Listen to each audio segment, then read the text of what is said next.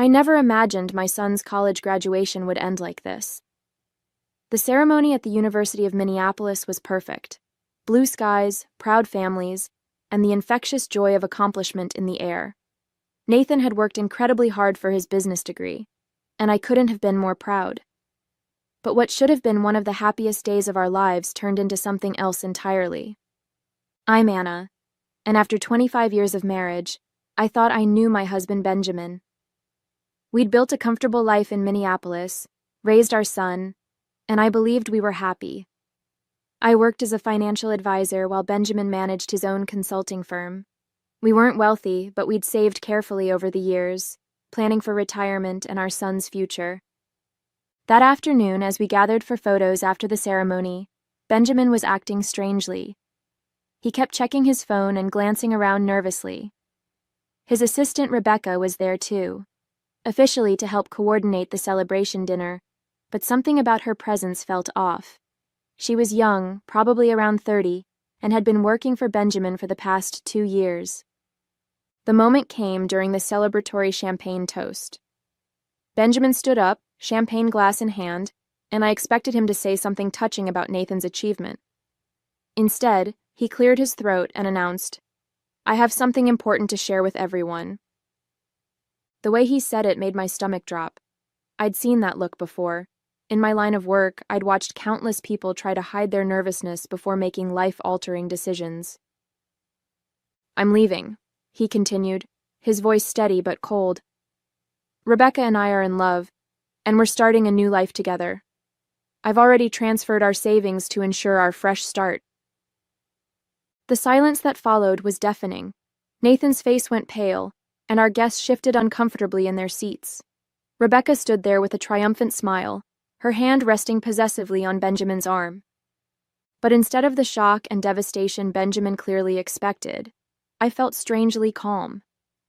Maybe because I'd seen this coming months ago. Maybe because I'd already prepared for exactly this moment. I reached for my purse, feeling the weight of the envelope inside. 3 months earlier, I'd noticed the first red flag when reviewing our joint accounts, a series of unusual transfers and expensive hotel charges. As a financial advisor, I'm trained to spot irregularities, and these weren't just random splurges. They followed a pattern. The charges always appeared on days when Benjamin claimed to be working late.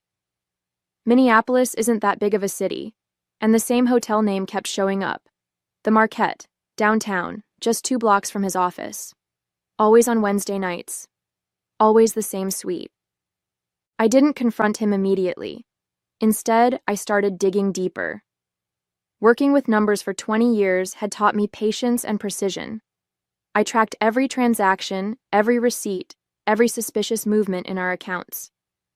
The evidence mounted steadily. Dinner reservations for 2 at expensive restaurants, jewelry purchases from Tiffany's, and first-class plane tickets to Caribbean destinations I'd never heard about. Then came the offshore account transfers. Benjamin thought he was being clever, hiding money in a Cayman Islands account. But he'd forgotten one crucial detail. I'd handled our taxes for the past 15 years. I knew every legitimate account, every investment, every penny we'd saved together. These new transactions stuck out like neon signs. The final confirmation came from my friend Laura in HR at Benjamin's firm. She'd called me, voice hesitant, one afternoon in March. "Anna, I think there's something you should know," she'd said. "Rebecca just filed for a transfer to your husband's new satellite office in Bermuda." That was when I knew. Benjamin wasn't just having an affair. He was planning an escape. The pieces fell into place. The hidden money, the secret accounts, the planned announcement. He'd chosen Nathan's graduation deliberately, thinking the public setting would prevent a scene. What he didn't know was that I'd already contacted my lawyer, Patricia. Together, we'd spent weeks preparing everything: the divorce petition, the asset freeze, the tax fraud evidence. I'd quietly moved our savings into a separate account, documented every suspicious transaction, and gathered proof of his affair. I took another sip of champagne, watching Benjamin's smug expression as he finished his announcement. He thought he had orchestrated the perfect exit. He had no idea that I was about to reveal my own carefully planned surprise. After Benjamin's announcement, Rebecca had the audacity to wave a first-class ticket in front of everyone. "Our flight to Bermuda leaves tonight," she gloated, her voice dripping with satisfaction. "We've already found the perfect beachfront property with your savings." The room erupted in shocked whispers. I could see Nathan's hands trembling with anger, his graduation cap still perched on his head. Our friends and family shifted uncomfortably in their seats, unsure whether to leave or stay for what promised to be an explosive confrontation. Benjamin turned to me, his expression a mixture of triumph and pity. "I've left you enough for a few months' expenses," he said magnanimously. "I think that's more than fair, considering—" "Considering what?" I interrupted, my voice steady. "Considering that I helped build your consulting firm from scratch, that I managed our finances while you focused on your career, or considering that I've known about your plan for months?" His smile faltered slightly. Rebecca's hand tightened on his arm. "What do you mean you've known?" she demanded, her confident facade cracking just a bit. I reached into my purse and pulled out the thick manila envelope I'd prepared. "You know, Benjamin, for someone who prides himself on attention to detail, you really should have been more careful with your email password. The one you've used for 20 years, Nathan's birthday? Not very original." The color began to drain from his face. I could see him mentally calculating, trying to remember what emails might be in that envelope. "Your plan was clever, I'll give you that," I continued, standing up to face him directly. "Setting up the Bermuda account, planning this announcement for Nathan's graduation where you thought I wouldn't make a scene. But you forgot something crucial about me." "And what's that?" he managed to ask, his voice slightly hoarse. "I don't just manage our family's finances. I do this for a living. Did you really think I wouldn't notice the transfers? The hotel charges? The secret account in the Caymans?" I smiled, enjoying the way his eyes widened with each revelation. "Or maybe you thought Laura in HR wouldn't tell me about Rebecca's transfer request to your new Bermuda office." Benjamin's hands were shaking now. Rebecca had taken a step back, her triumphant smile replaced by uncertainty. "Here," I said, holding out the envelope. "Before you leave for your new life, you might want to look at this. Consider it my graduation gift to you both." As Benjamin took the envelope with trembling fingers, I savored the moment. Everything I'd discovered, everything I'd prepared, was about to come to light. And the best part? He had no idea what was coming next. Benjamin's hands trembled as he opened the envelope. I watched with quiet satisfaction as he pulled out the stack of papers, his eyes widening as he scanned the first page. The divorce petition, already filed and stamped, seemed to mock his carefully laid plans. What the hell is this?" he stammered, looking up at me with disbelief. I took another sip of champagne, savoring its crisp taste. "Oh, just some light reading before your romantic getaway," I replied sweetly. "You might want to pay special attention to page 3. Rebecca peered over his shoulder, her perfectly manicured nails digging into his arm as she read. The bank statements showed our joint account's current balance, 0. Every penny had been legally transferred weeks ago to an account solely in my name. "You can't do this," Benjamin sputtered, his face reddening. "That's our money." "Our money?" I interrupted, raising an eyebrow. "You mean the money you were planning to steal? The money you've been slowly siphoning into offshore accounts?" I gestured to the next set of documents. "Speaking of which, the IRS is very interested in your creative accounting methods." The color drained from his face as he flipped through the papers. Hotel receipts, restaurant bills, email printouts detailing his affair with Rebecca, including their plans for this very announcement. Each page was another nail in the coffin of his escape plan. Nathan stood beside me now, his graduation gown rustling as he moved closer. "Dad," he said, his voice thick with emotion, "you were really going to do this? Today of all days?" Benjamin couldn't meet our son's eyes. Instead, he frantically shuffled through the remaining papers until he reached the court order freezing his assets. His hands shook so badly he nearly dropped it. "Everything's frozen," I explained calmly. Your personal accounts, your business accounts, even that lovely little nest egg you thought you'd hidden in the Caymans. My lawyer's quite thorough." Rebecca's triumphant smile had completely vanished. "Babe, what's happening? What does she mean everything's frozen?" I turned to her with mock sympathy. "It means, dear, that your sugar daddy is officially broke. Well, not broke exactly, just unable to access any of his money. I hope you kept your return ticket because it looks like that beachfront property in Bermuda might have to wait." The gathered guests watched in stunned silence. My friend Laura, who had helped expose their plan, tried unsuccessfully to hide a smile behind her hand. Benjamin's younger brother Thomas shook his head in disgust while his wife Catherine whispered, "Good for you, Anna." "You've ruined everything," Benjamin hissed, his facade of control completely shattered. I stepped closer, lowering my voice so only he could hear. "No, you ruined everything the moment you decided to betray our family. I'm just making sure you face the consequences of your choices." The stack of papers slipped from his grasp, scattering across the floor like fallen leaves. Rebecca scrambled to pick them up, her face flushed with humiliation as she realized their perfect plan was unraveling in front of everyone. Benjamin's composure crumbled as he reached the final document, a formal letter from his company's board of directors. His hands gripped the paper so tightly it crumpled at the edges. The letter detailed an immediate investigation into his relationship with Rebecca, citing potential abuse of power and misuse of company resources. "You went to the board?" he whispered, his voice hoarse with disbelief. "Actually, I didn't have to," I replied calmly. "It seems someone else noticed your inappropriate behavior with a subordinate. The ethics committee has been watching you for months." Rebecca's face went pale. "What does this mean for my position?" "Well," I said, setting down my champagne glass, "I believe the HR term is immediate termination. Though given the circumstances, finding another job in Minneapolis might be challenging." Benjamin suddenly straightened, attempting to regain control of the situation. "This is ridiculous. I built that company from nothing. They can't just—" "They can, and they have," I cut in. "The board's quite concerned about potential lawsuits.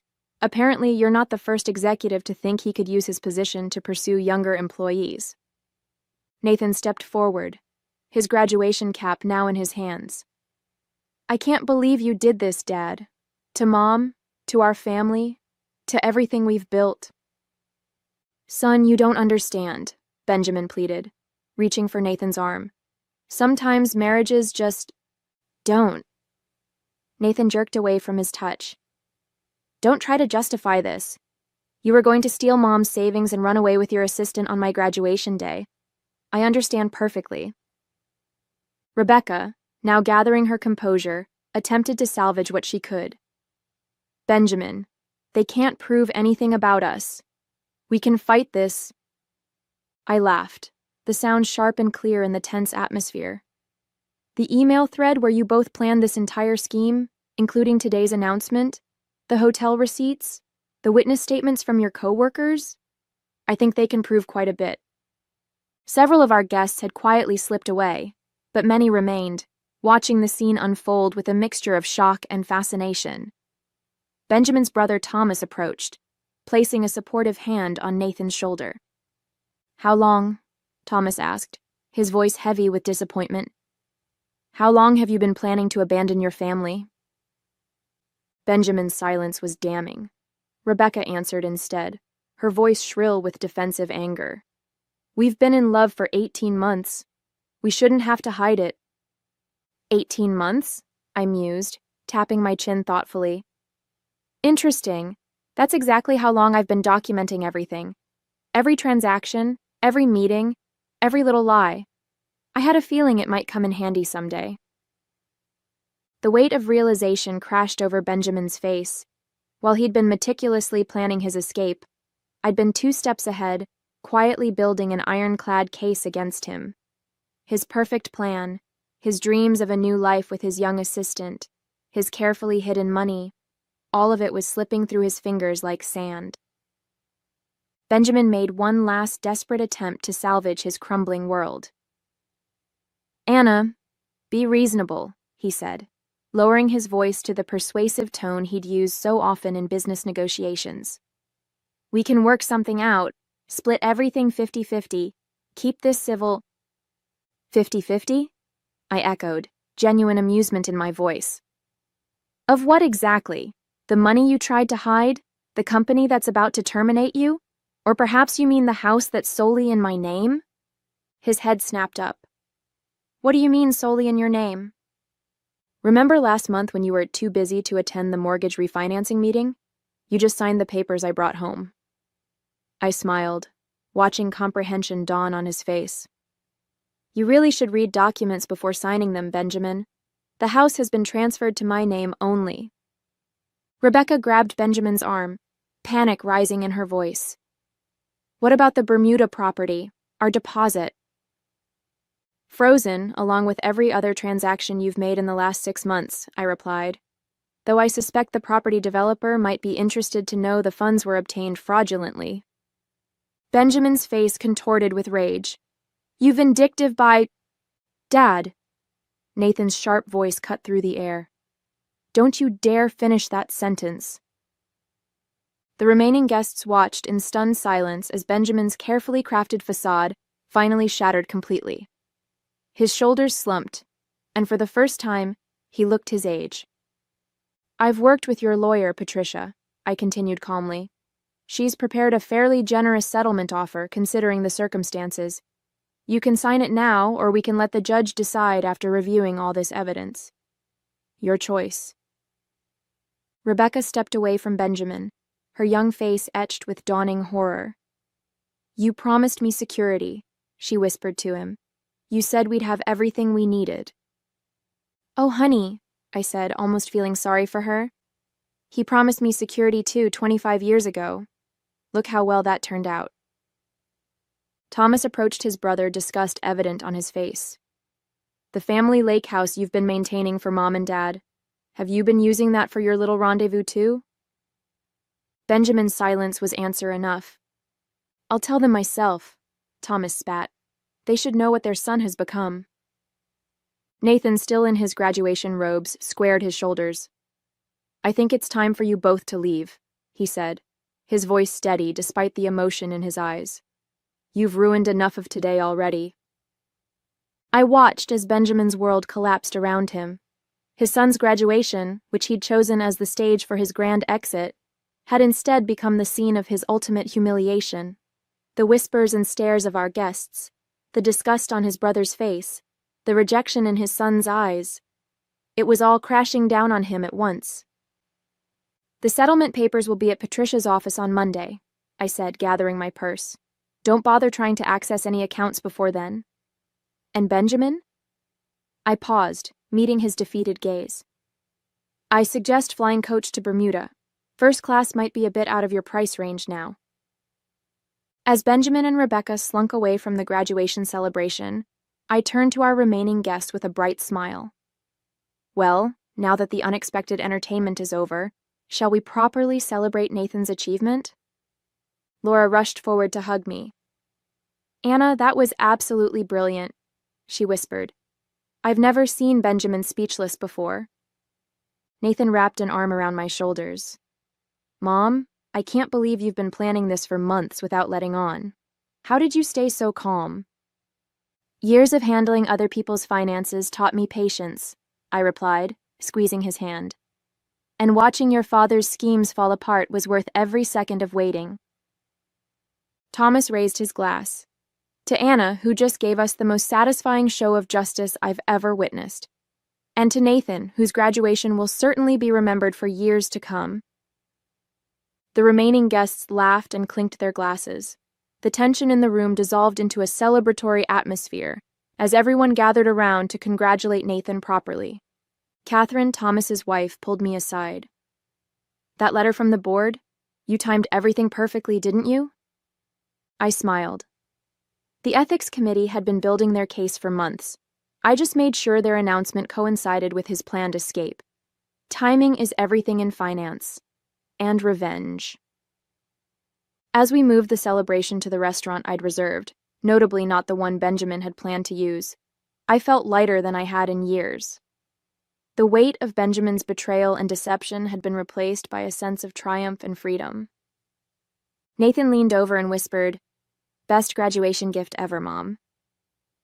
2 weeks later, I sat across from Patricia in her downtown Minneapolis office, reviewing the final divorce settlement. Benjamin had signed everything without protest, the fight completely drained from him after our graduation day confrontation. The company's ethics investigation had revealed even more than I'd uncovered. 3 other young assistants had come forward with stories of Benjamin's inappropriate behavior. The board had terminated him immediately, his reputation in the business community thoroughly destroyed. Rebecca, facing her own professional crisis, had quickly abandoned their plans for a new life together. Last I heard, she'd moved back to Chicago to live with her parents, her dreams of being a trophy wife in Bermuda thoroughly shattered. The house is secure, the assets are protected, and the tax fraud evidence has been handed over to the proper authorities, Patricia said, organizing the final papers. I'd say this is one of the cleanest divorces I've handled despite the circumstances. Nathan, who'd accepted a job offer in Minneapolis, took me to dinner that evening. "You know, Mom, I've been thinking about what you did, how you handled everything so strategically.